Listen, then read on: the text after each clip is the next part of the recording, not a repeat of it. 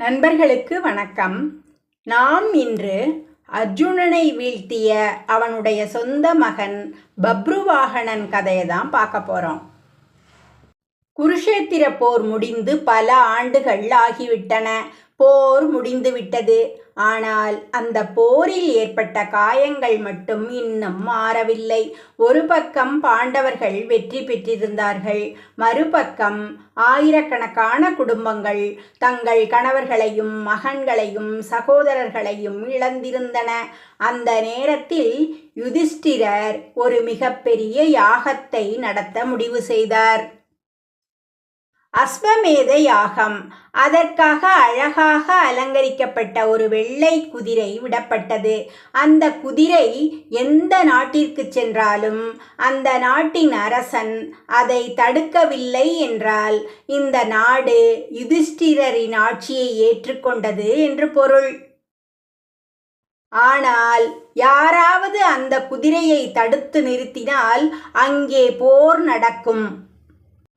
அந்த குதிரையை பாதுகாக்கும் பொறுப்பு யாரிடம் கொடுக்கப்பட்டது தெரியுமா? அர்ஜுனனிடம். உலகையே நடுங்க வைத்த வில்லாளி, காண்டீவத்தை ஏந்திய வீரன், கிருஷ்ணரின் நெருங்கிய நண்பன், குருஷேத்திர போரின் மிகப்பெரிய வீரர்களில் ஒருவன். அர்ஜுனன் குதிரையை பின்தொடர்ந்து பல நாடுகளை கடந்து சென்றான். ஆனால் இந்த பயணம் அவனை ஒரு விசித்திரமான விதியின் முன் நிறுத்தப் போகிறது என்று அவனுக்கு தெரியாது. மணிபுரத்தை நோக்கி வந்த குதிரை. ஒரு நாள் அந்த வெள்ளை குதிரை அழகான மலைகளும் பசுமையான வயல்களும் சூழ்ந்திருந்த ஒரு நாட்டிற்குள் நுழைந்தது. அது மணிபுரம். அந்த நாட்டின் மன்னன் பப்ருவாகனன். இளம் வயதிலேயே வீரமும் அறிவும் கொண்ட மன்னன். அவன் நாட்டில் மக்கள் அவனை மிகவும் நேசித்தார்கள். ஆனால் அந்த மன்னனின் வாழ்க்கையில் ஒரு மிகப்பெரிய வெற்றிடம் இருந்தது. அவனுடைய தந்தை அர்ஜுனன். அர்ஜுனன் அவன் வாழ்க்கையில் இருந்ததே இல்லை என்று சொல்லலாம். சிறு வயதிலிருந்தே தாயான சித்ராங்கதையின் பாதுகாப்பில்தான் வளர்ந்தான். அவனுடைய மனதில் ஒரு கேள்வி எப்போதும் இருந்தது. என் தந்தை எப்படி இருப்பார்? அவர் என்னை நினைத்திருக்கிறாரா? ஒரு நாள் அவர் என்னை தேடி வருவாரா? இந்த கேள்விகளுக்கெல்லாம் அன்று பதில் கிடைக்கப் போகிறது. அரண்மனை வீரர்கள் ஓடி வந்து மன்னனிடம் செய்தி சொன்னார்கள். வீரன் சொன்னான், அரசே, ஒரு வெள்ளை குதிரை நமது நாட்டிற்குள் வந்திருக்கிறது என்றான். பப்ருவாகனன் எழுந்தான். பப்ருவாகனன் சொன்னான், அந்த குதிரையை யார் பாதுகாக்கிறார்கள் என்று கேட்டான். வீரன் சிறிது தயங்கிவிட்டு, அரசே, அந்த குதிரையின் பின்னால் வருவது அர்ஜுனன் என்றான். பப்ருவாகனன் அதிர்ந்தான். அர்ஜுனனா? அவன் இதயத்தில் பல ஆண்டுகளாக புதைந்திருந்த ஒரு பெயர் அன்று உயிருடன் அவன் முன்னால் வரப்போகிறது. மகனை சந்திக்க தயாராகும் தந்தை. மணிபுரத்தின் எல்லையில் அர்ஜுனன் நின்றிருந்தான். அவன் முன்னால் அழகான நகரம். அவனுடைய கண்களில் ஒரு நிமிடம் பழைய நினைவுகள் தோன்றின. பல ஆண்டுகளுக்கு முன்பு இதே நாட்டில்தான் அவன் சித்ராங்கதையை சந்தித்தான். அவர்களுக்கு ஒரு மகன் பிறந்தான். அந்த மகன் பப்ருவாகனன். அர்ஜுனன் மனதிற்குள் நினைத்தான், என் மகன் இப்போது எப்படி இருப்பான்? அவன் மனதில் ஒரு சிறிய பாசம் எழுந்தது. ஆனால் அவன் இப்போது ஒரு தந்தையாக மட்டும் வரவில்லை. அவன் அஸ்வமேத குதிரையின் காவலன். அதனால் அரச மரியாதை மட்டுமல்ல, அரச கடமையும் அவனுக்கு முக்கியம். முதல் சந்திப்பு. அரண்மனை வாசலில் பப்ருவாகனன் வந்தான். அவன் அர்ஜுனனை பார்த்ததும் சில நொடிகள் பேச முடியாமல் நின்றான். பல வருடங்களாக கற்பனை செய்த முகம் இப்போது அவன் முன்னால். பப்ருவாகனன் மெதுவாக முன்வந்தான். தந்தையே என்றான். அந்த ஒரு வார்த்தை அர்ஜுனனின் இதயத்தை தொட்டது. ஆனால் அவன் முகத்தில் உணர்ச்சி தெரியவில்லை. பப்ருவாகனன் சொன்னான், இத்தனை ஆண்டுகளுக்குப் பிறகு உங்களை பார்க்கிறேன், என் நாட்டிற்கு உங்களை வரவேற்கிறேன் என்றான். அர்ஜுனன் அமைதியாக இருந்தான். பப்ருவாகனன் தனது தந்தையின் காலில் விழ முயன்றான். அப்போது அர்ஜுனன் அவனை தடுத்தான். நான் இங்கே உன் தந்தையாக வரவில்லை என்று அர்ஜுனன் கூறினார். பப்ருவாகனன் அதிர்ந்தான். நான் யுதிஷ்டிரரின் அஸ்வமேத குதிரையை பாதுகாக்கும் வீரனாக வந்திருக்கிறேன் என்றார் அர்ஜுனன். ஆனால் தந்தையே என்று பப்ருவாகனன் ஆரம்பிக்கும் போதே அர்ஜுனன் கேட்டார், ஒரு அரசனாக உன் கடமை என்ன என்றார். பப்ருவாகனன் அமைதியாக நின்றான்.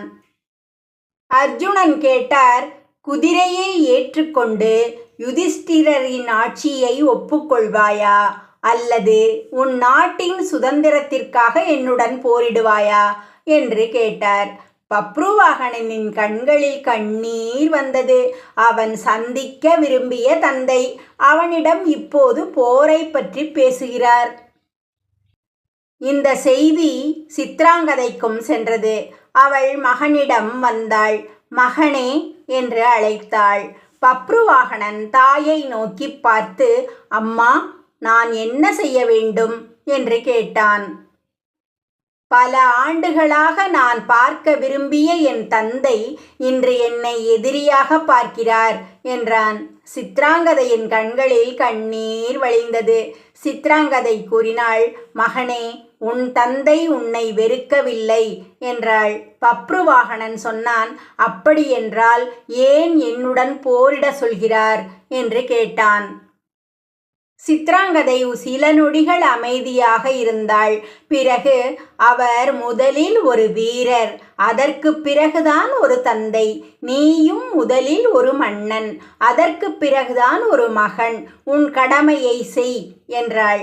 பப்ருவாகனன் தலை குனிந்தான். பப்ருவாகனன் கேட்டான், அம்மா, என் அம்பு அவரை தாக்கினால் என்று கேட்டான். சித்ராங்கதையின் குரல் நடுங்கியது. அதை நினைக்கவே வேண்டாம் என்றாள். அந்த இரவு அரண்மனைக்கு ஒரு மர்மமான பெண் வந்தாள். அவள் உலூபி, அர்ஜுனனின் மற்றொரு மனைவி. அவள் பப்ருவாகனனை சந்தித்தாள். பப்ருவாகனன் கேட்டான், நீங்கள் யார் என்றான். உலூபி சொன்னாள், உன் தந்தையை நன்றாக அறிந்தவள் என்று. பப்ருவாகனன் குழம்பினான். உலூபி கூறினாள், நாளை உன் தந்தையுடன் போரிட வேண்டும் என்று. பப்ருவாகனன், இல்லை, நான் அவருடன் போர் செய்ய விரும்பவில்லை என்றான். உலூபி அவனை பார்த்தாள். உலூபி சொன்னாள், நீ போரிடாவிட்டால் உன் தந்தைக்கு என்ன நடக்கும் தெரியுமா என்று கேட்டாள். பப்ருவாகனன் திகைத்தான். என்ன சொல்கிறீர்கள் என்று கேட்டான். உலூபி பதில் சொல்லவில்லை. அவள் கண்களில் மட்டும் ஒரு மர்மம் இருந்தது. உலூபி மெதுவாக உண்மையை சொல்லத் தொடங்கினாள். குருஷேத்திர போரில் உன் தந்தை பீஷ்மரை வீழ்த்திய சம்பவத்துடன் தொடர்புடைய ஒரு சாபம் அவரை தொடர்ந்து வந்தது. அந்த சாபத்தின் விளைவாக அர்ஜுனன் ஒரு நாள் தனது சொந்த மகனின் கையால் போரில் வீழ வேண்டிய நிலை ஏற்பட்டது என்றாள். பப்ருவாகனன் அதிர்ந்தான். அப்படியானால் நான் என் தந்தையை கொல்ல வேண்டுமா என்று பப்ருவாகனன் கேட்டான். உலூபி அமைதியாக பார்த்தாள். சில நேரங்களில் ஒருவரை காப்பாற்றுவதற்காகவே அவரை வீழ்த்த வேண்டிய நிலை வரும் என்றாள். இந்த வார்த்தைகள் பப்ருவாகனனுக்கு புரியவில்லை. ஆனால் மறுநாள் என்ன நடக்கப் போகிறது என்று அவனுக்கு தெரியாது. அடுத்த நாள் மணிபுரத்தின் போர்க்களம் தயாரானது. ஒரு பக்கம் அர்ஜுனன், மற்றொரு பக்கம் அவனுடைய சொந்த மகன் பப்ருவாகனன், சுற்றிலும் வீரர்கள். சித்ராங்கதை தொலைவில் நின்று கொண்டிருந்தாள். அவளுடைய இதயம் நடுங்கியது. ஒரு பக்கம் என் கணவன், மறுபக்கம் என் மகன். சங்கு முழங்கியது. போர் தொடங்கியது. பப்ருவாகனன் முதல் அம்பை எய்தான். அர்ஜுனன் அதை நடுவானிலேயே உடைத்தான். அர்ஜுனன் புன்னகைத்தான். நல்ல முயற்சி, ஆனால் என்னை வீழ்த்த இது போதாது என்று அர்ஜுனன் கூறினார். பப்ருவாகனன் மற்றொரு அம்பை எய்தான். மீண்டும் அர்ஜுனன் தடுத்தான். அடுத்து அம்பு மழை. இருவரின் வில்களும் மின்னல் போல இயங்கின. போர்க்களத்தில் இருந்த வீரர்கள் அதிர்ச்சியடைந்தனர். ஒருவர் கூறினார், இவன் சாதாரண இளைஞன் அல்ல என்றார். மற்றொருவர், அர்ஜுனனுக்கு இணையாக போரிடுகிறான் என்றார். போர் தீவிரமானது. பப்ருவாகனன் தொடர்ந்து தாக்கினான். அர்ஜுனன் அவனுடைய ஒவ்வொரு அம்பையும் தடுத்து கொண்டிருந்தான். ஆனால் அவன் மனதில் ஒரு உணர்வு எழுந்தது. இவன் என் மகன் என்ற உணர்வு. இவ்வளவு திறமையை யார் கற்றுக் கொடுத்தார்கள் என்று அவன் மனதுக்குள் பெருமையாக இருந்தது. ஆனால் வாயில் மட்டும் கடுமையான வார்த்தைகள். இன்னும் வலிமையாக தாக்கு என்று அர்ஜுனன் கூறினார். பப்ருவாகனன் அதிர்ந்தான். நான் உன் தந்தை என்று நினைத்து தயங்காதே என்று அர்ஜுனன் கூறினார். ஒரு வீரனாக போராடு என்றார். பப்ருவாகனனின் கண்களில் கோபம் தோன்றியது. சரி என்று சொல்லிவிட்டு அவன் தனது வில்லை முழு சக்தியுடன் இழுத்தான். போர்க்களம் அமைதியானது. பப்ருவாகனன் ஒரு விசேஷமான அம்பை எடுத்தான். அவன் கண்களை மூடினான். இது என் தந்தையின் மீது செல்லும் அம்பு என்று நினைத்தான். அவன் கைகள் நடுங்கின. சித்ராங்கதை தொலைவில் இருந்து கத்தினாள். மகனே என்றாள். ஆனால் போர் நிறுத்தப்படவில்லை. பப்ருவாகனன் கண்களை திறந்தான்.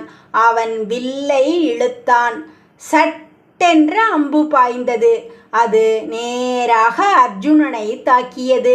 அர்ஜுனன் ஒரு கணம் நிலை குலைந்தான். அவனுடைய காண்டீவம் கையிலிருந்து கீழே விழுந்தது. அடுத்த நொடி அர்ஜுனன் தரையில் விழுந்தான். போர்க்களம் முழுவதும் அமைதி. பப்ருவாகனன் தனது வில்லை கீழே போட்டுவிட்டு ஓடினான். அவன் அர்ஜுனனின் அருகில் மண்டியிட்டான். தந்தையே என்று கதறினான். பதில் இல்லை. என்னை பாருங்கள் என்றான் பப்ருவாகனன். அவன் அர்ஜுனனின் முகத்தை தொட்டான். அவன் அழத் தொடங்கினான். பப்ருவாகனன் சொன்னான், நான் இதை செய்ய விரும்பவில்லை. என்னை மன்னித்து விடுங்கள். நான் உங்கள் மகன், உங்கள் எதிரி இல்லை என்றான். சித்ராங்கதையும் ஓடி வந்தாள். அவள் கணவன் விழுந்திருப்பதை பார்த்ததும் கதறினாள். மகனே, நீ என்ன செய்து விட்டாய் என்று சித்ராங்கதை கேட்டாள். பப்ருவாகனன் அழுதான். அம்மா, நான் அவரை கொல்ல நினைக்கவில்லை என்றான். அப்போது உலூபி அங்கே வந்தாள். அவள் முகத்தில் பயமில்லை. அவள் அமைதியாக இருந்தாள். பப்ருவாகனன் கோபமாக கேட்டான், நீங்கள் இதை தெரிந்துதான் என்னை போரிடச் சொன்னீர்களா என்று கேட்டான். உலூபி ஆம் என்றாள்.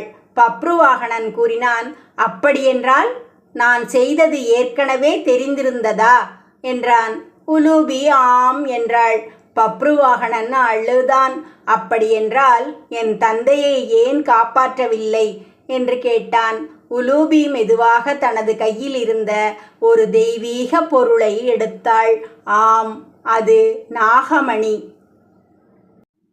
உன் தந்தையின் உயிரை மீண்டும் கொண்டு வருவதற்காகத்தான் நான் இங்கே வந்திருக்கிறேன் என்று அவள் சொன்னாள். உலூபி அந்த நாகமணியை அர்ஜுனனின் உடல் அருகில் வைத்தாள். அவள் பிரார்த்தித்தாள். சுற்றிலும் இருந்தவர்கள் மூச்சு விடாமல் பார்த்தனர். சில நொடிகள் எந்த மாற்றமும் இல்லை. பப்ருவாகனன் அழுதான். அம்மா, அவர் மீண்டும் எழுந்திருக்க வேண்டும் என்றான். உலூபி சொன்னாள், நம்பிக்கையை விடாதே என்றாள். அந்த நேரத்தில் அர்ஜுனனின் விரல்கள் அசைந்தன. பப்ருவாகனன் அதிர்ச்சியடைந்தான். தந்தையே என்றான். அர்ஜுனன் மெதுவாக கண்களை திறந்தான். அர்ஜுனன் முதலில் பார்த்தது தன் மகனின் முகம். கண்ணீரால் நிறைந்த முகம். பப்ருவாகனன் தந்தையின் காலில் விழுந்தான். தந்தையே, என்னை மன்னித்து விடுங்கள் என்றான். அர்ஜுனன் அவனை எழுப்பினான். சில நொடிகள் அவனை பார்த்து கொண்டிருந்தான். பின்னர் அவனை தழுவிக்கொண்டான். மகனே, நீ என்னை வீழ்த்தவில்லை. பப்ருவாகனன் ஆச்சரியமாக பார்த்தான். இன்று நான் என் மகனின் வீரத்தை பார்த்தேன். பப்ருவாகனனின் கண்களில் மீண்டும் கண்ணீர். அர்ஜுனன் கூறினார், நான் உன்னை பார்க்காமல் இத்தனை ஆண்டுகள் கழிந்தது என் வாழ்க்கையின் மிகப்பெரிய வருத்தங்களில் ஒன்று என்றான். பப்ருவாகனன் கூறினான், தந்தையே, நான் சிறு வயதிலிருந்து உங்களை பற்றி மட்டுமே கேட்டு வளர்ந்தேன் என்றான். அர்ஜுனன் அவனை இறுக்கமாக அணைத்து கொண்டான். அப்போது உலூபி முழு உண்மையையும் விளக்கினாள். உலூபி சொன்னாள், அர்ஜுனா, உன்னை பற்றிய சாபம் நிறைவேறாமல் இருந்தால் அதன் விளைவுகள் இன்னும் மோசமாக இருந்திருக்கும். உன் மகன் உன்னை வீழ்த்தியது உன் அழிவுக்காக அல்ல, உன் சாபத்தை முடிவுக்கு கொண்டு வருவதற்காக என்றாள். அர்ஜுனன் அமைதியாக உலூபியை பார்த்தான். பின்னர் பப்ருவாகனனை பார்த்தான்.